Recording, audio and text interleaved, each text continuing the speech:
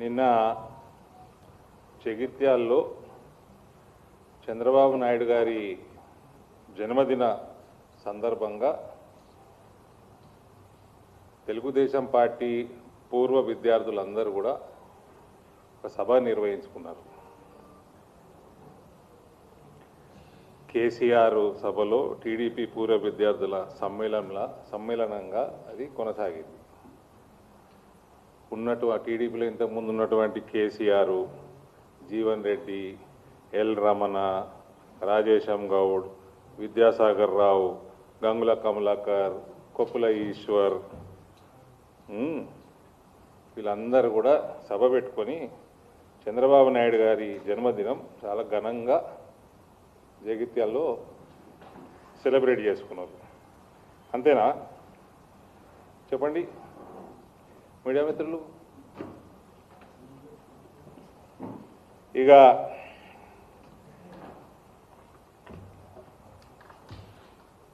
ఈ మధ్య ఓటీటీలలో సీరియల్ వస్తాయి, మంచి మంచివి, కొత్త కొత్త సీజన్లు వస్తాయి.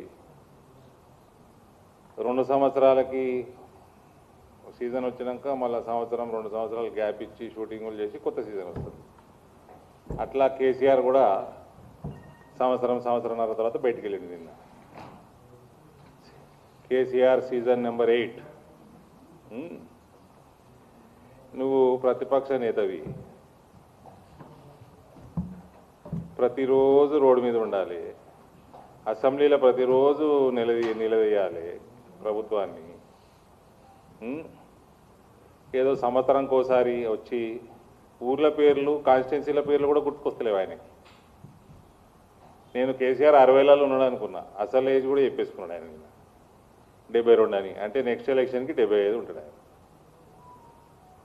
కేసీఆర్ శకం ముగిసిందయ్యా. ఊరికే నీ కొడుకు కోట్లు వేయరని చెప్పి నువ్వు ఏదో ప్రయత్నాలు చేయకు.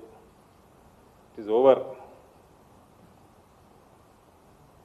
ఈయన చాలా పాయింట్లు మాట్లాడిండండి. ఇగో ఇవన్నీ ఇటు నిండిపోయింది పేజు. ఈ కేసీఆర్ బయటకు వచ్చి 1 by 1 అన్నీ గుర్తు చేద్దాం. దుబాయ్ వలసలు, నాకు ఎన్ఆర్ఐల మీద ప్రత్యేకమైన శ్రద్ధ ఉంటుంది, నాకు వాళ్ళ మీద సింపతి ఎక్కువ ఉంటుంది. ఈయన దుబాయ్ వలసలు మీద మాట్లాడిండు. ఈయన ఎన్నిసార్లు, లక్షల సార్లు వలసలు ఆపుతా, వలసలు పోయిన వాళ్ళని వాపసు తీసుకొస్తా అనేక పొంకనాలు కొట్టిండు కేసీఆర్. 2 చేసిండు, 2 వలసల్ని వాపసు తెచ్చిండు, వలస పక్షుల్ని. ఒకటి కేటీఆర్, ఒకటి కవిత. ఇక్కడ పునరావాసం ఇచ్చిండు. ఈ 2 తప్ప కేసీఆర్ ఎన్ఆర్ఐలకి ఎలగబెట్టింది ఏమీ లేదు. తెలంగాణ దోసుకొని ఈ 2 వలస పక్షులకి బాగా మేపిండు. ఇది ఈయన వలసదారులకు చేసిన సేవ. మళ్ళీ వచ్చి పొంకనాలు కొడతామనండి. ఇక ప్రణయ్ భాస్కర్ గారిని గుర్తు చేసుకున్నాడు, దాడి అన్నాడు. దాని గురించి తర్వాత వస్తా.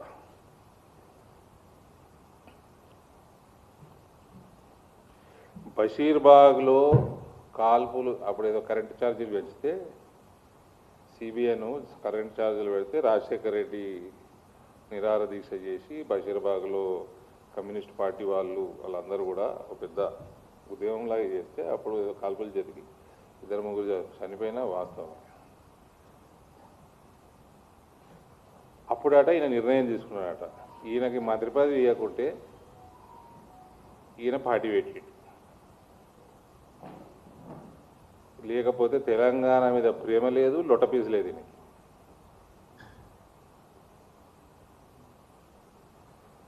ఉస్మానియా స్టూడెంట్స్,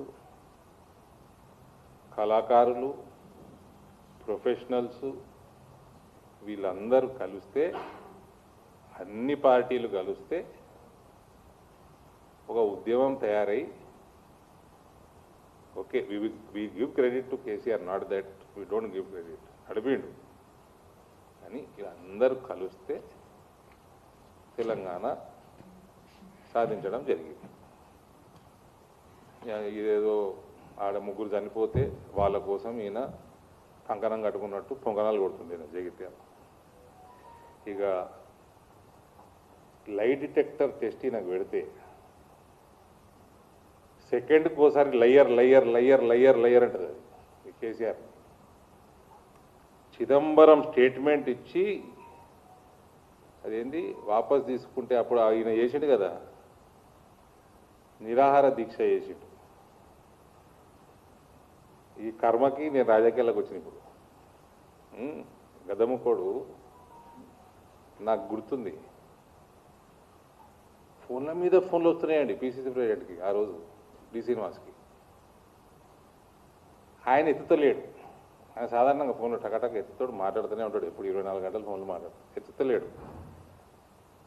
అన్నా ఏదో టిప్పియే నేను చచ్చిపోతా, అన్నా ఏదో స్టేట్మెంట్ టిప్పియే నేను చచ్చిపోతా అంటే ఈయననేమో ప్రణబ్ ముఖర్జీ గారు ఇన్వాల్వ్ అయి ఉన్నాడు సిస్టమ్ మొత్తం ఈ తెలంగాణ కథా వ్యవహారంలో. అప్పుడే రాజశేఖర రెడ్డి గారు చనిపోయాడు. ఆ పంచాయతీ ఈ మొత్తం పంచాయతీలలో ప్రణబ్ ముఖర్జీ గారు ధ్యాస పెట్టి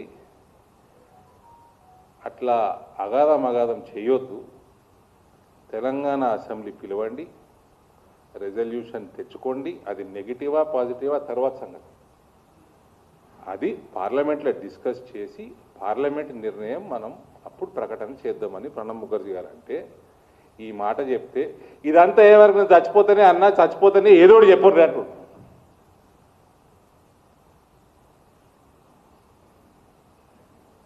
చచ్చిపోతే నీ బాధ్యత, చచ్చిపోతే సీనన్నా నీ బాధ్యత అంటే మన ఆయన చూడనీకే గంభీరంగా ఉంటుండే కానీ మనసు చాలా సున్నితంగా ఉండే.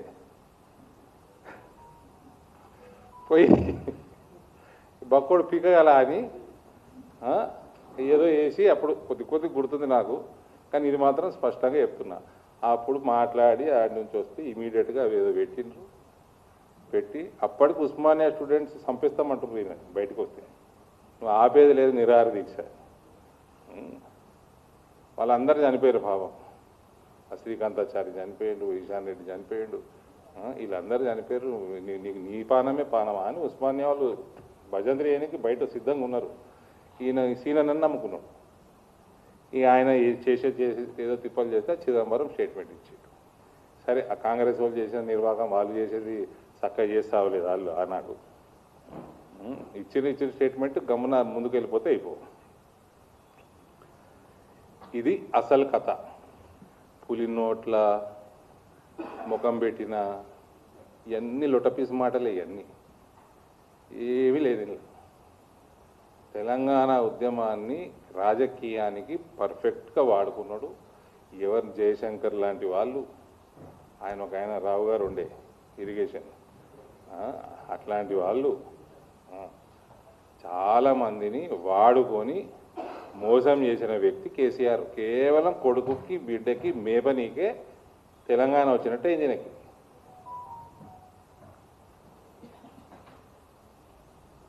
ఇక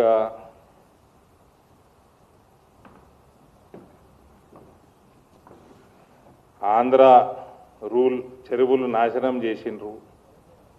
నేను తెచ్చి మిషన్ కాకతీయ పెట్టిన 46,000 చెరువులట మధ్య చేసినట్టు.